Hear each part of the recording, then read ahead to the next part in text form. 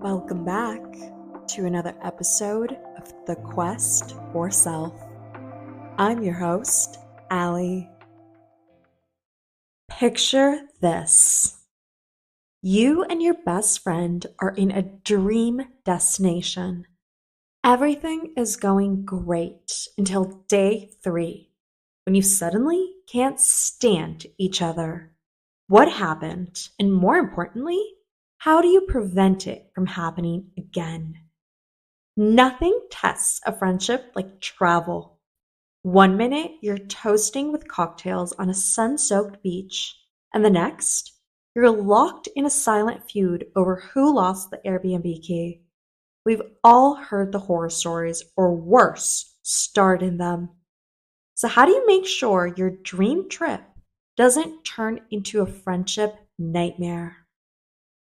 Let's be honest, traveling with friends can be pure magic. At least that's how it looks like on social media. But it can also be an extreme test of patience you never signed up for. On my recent trip to Paris, I had the best time of my life. Ate incredible food, saw breathtaking sights, and even strengthened my bond with one of my friends. But at the same time, I also witnessed another friendship completely implode over the dumbest things. One minute, they were sipping wine by the Seine. The next, they were practically drafting their friendship breakup papers. This trip inspired today's episode, where we'll be diving into the do's, don'ts, and absolute must-knows of traveling with friends. Starting with how to pick the right travel buddy and how to handle conflict like a pro. So how do you choose the right travel buddy? Before you even plan a trip or book that flight, ask yourself, do I actually want to spend 24/7 with this person in a foreign country? Because let's be real, traveling with someone is like putting your friendship through an escape room with no emergency exit. I've traveled with friends I've lived with and had the absolute time of my life, mostly because we already knew each other's quirks and could vibe effortlessly. But then there was that one trip to Italy 2 years ago. A group of 5 of us, all excited for an unforgettable adventure. Now, my best friend and I, we were in our live, laugh, party till 6 a.m. era. But we still rallied every morning, bleary-eyed but determined, to explore every city we visited. Meanwhile, the rest of the group had one thing on their mind: shopping. And not just casual shopping, full-on luxury retail marathons at every Prada and Dior store we came across. Don't get me wrong, I respect the art of shopping till you drop. But something about browsing endless stores gives me an instant migraine. All I wanted to do was lounge by the beach, margarita in hand, living my best Italian fantasy. So I quickly learned that when they hit the designer stores, I just had to do my own thing. And honestly, best decision ever. Despite our differences, we all bonded over our shared love for adventure, amazing food, and exploring new cities. And that's what made the trip unforgettable. Let's face it, not all friendships are built for travel. Your Sunday brunch bestie might be the worst travel companion ever, while that coworker you barely hang out with could be your ideal jet-setting soulmate. So how do you know who's a good match? Well, let's talk about the types of travelers and which one are you? If you're a traveler, it's so important to understand the different travel personalities. These things are key to avoiding a mid-trip meltdown. So here are a few classic traveler types. The planner.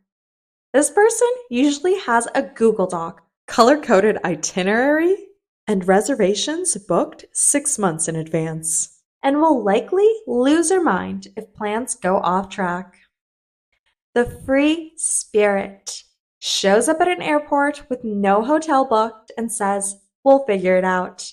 Great for adventure, terrible if you like knowing where you'll sleep.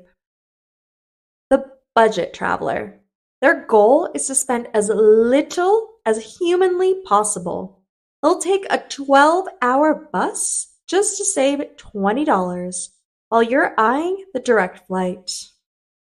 The bougie babe wants luxury at all times. If a hotel doesn't have a spa, they consider it camping. The photographer. Every meal must be photographed before eating. You will be required to take at least 137 pictures of them before they approve one for the gram. The party animal believes sleep is for the weak. Expect late nights, early mornings, and some form of chaos. So, now that you know the types of travelers, it's time to figure out which one you're traveling with and if you're really a match. So, how do you find that perfect match? Well, first of all, you've got to align on priorities. Are you going on vacation to relax, explore, or party? If you're looking for a peaceful getaway and they're trying to hit every club in Ibiza, it's a no-go. Number 2, discuss budgets. The quickest way to resentment: one person wanting Michelin star dining, while the other survives on convenience store sandwiches. 3, know their travel style. If you need structure and they live for spontaneity, you'll both be frustrated. Test it out. Take a weekend trip before committing to a 2-week international adventure. Sometimes things are simply never talked about, and let me tell you, it doesn't end well. I went on a girls' trip where one of us was clearly on a budget, while there were a few people on the trip who were all about Michelin star restaurants. You know, the kind that makes your wallet cry a little bit. It was a bit awkward seeing one of our friends barely order anything, and post-trip, we found out it was because of money issues. So, lesson learned. Talking about this stuff up front is a must. Trust me, it's better than awkwardly splitting the bill later. So, before you go, you must go through the crucial planning phase. Money talks. Finances can make or break a trip. Be clear about things. Are you splitting the costs? Are you going 50-50?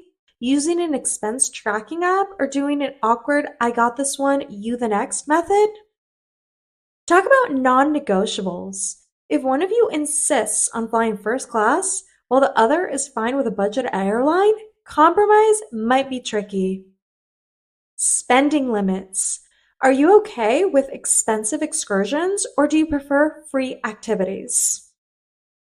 Setting expectations is key because assumptions may lead to fights.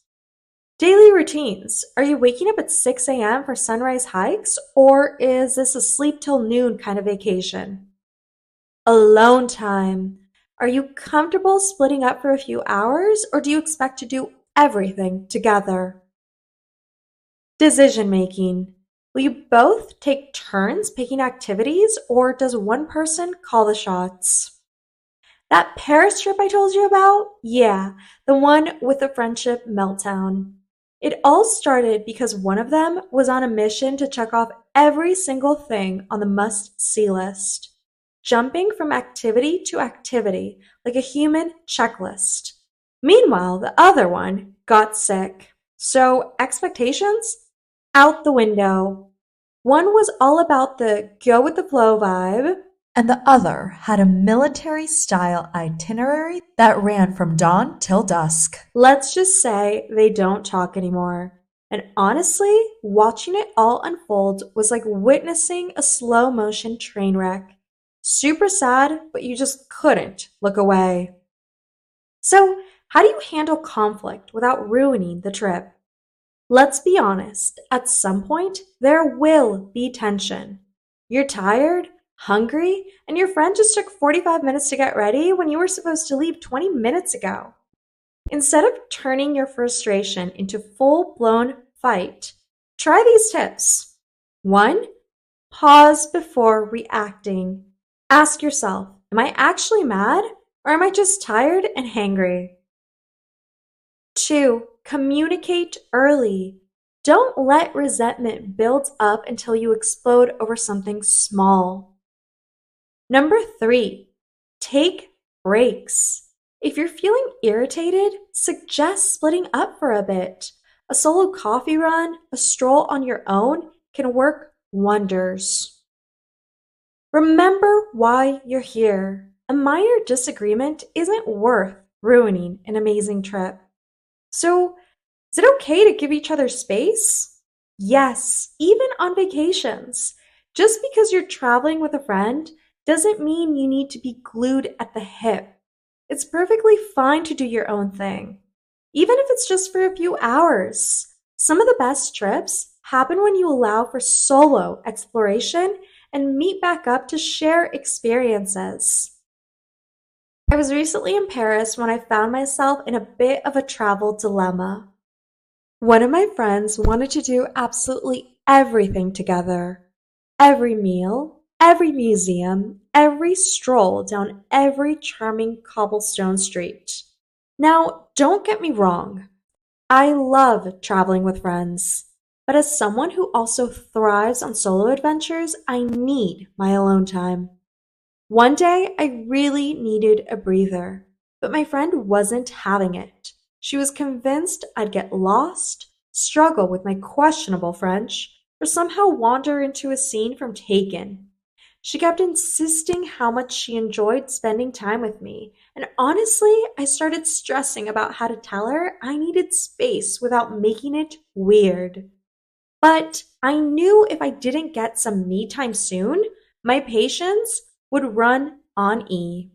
So I took a deep breath and reassured her. I was a big girl with a credit card and a very adventurous spirit. I set off alone for a few hours, got gloriously lost, and found exactly what I needed: a reset. Moral of the story? Communication is everything.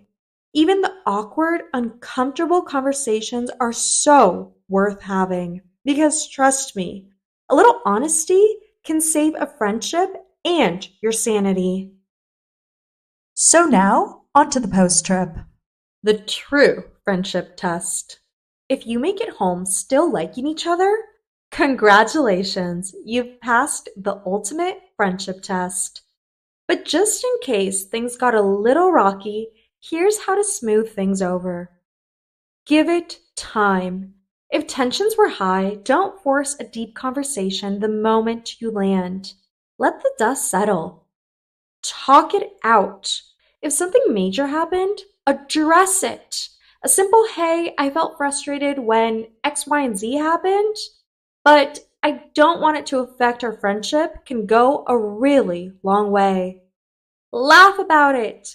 Some of the worst moments make the best stories later. The time you got lost and almost missed your flight? Comedy gold in 2 weeks. So, here's some final thoughts. Traveling together without the drama. The best travel friendships aren't about being identical. They're about understanding and respecting each other's differences. Choose the right person. Communicate openly and honestly. And be willing to compromise, and you'll create memories you'll actually want to look back on, instead of the ones that make you cringe. So, who's your next travel buddy? Choose wisely, because your friendship might just depend on it. Thanks so much for listening to this episode of The Quest for Self. If you enjoyed listening to this episode, like, follow, subscribe, comment, and share. It would mean the world. Also, don't forget to follow us on social media, The Quest for Self.